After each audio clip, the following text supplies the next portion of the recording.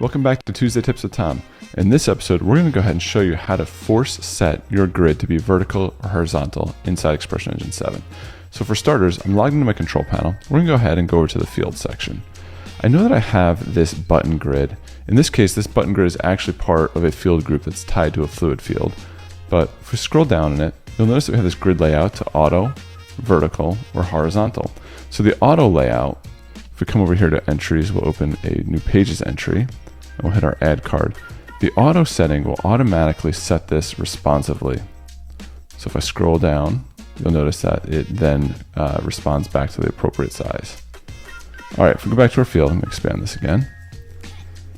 And we scroll down here, let's go ahead and just set it to vertical by default. So we'll go ahead and hit save. Go over to our page entry again, we'll hit refresh, hit add card. And what you'll notice is it's defaulted to vertical. Doesn't matter what size my screen is. Similarly, if we go in here, we can set horizontal.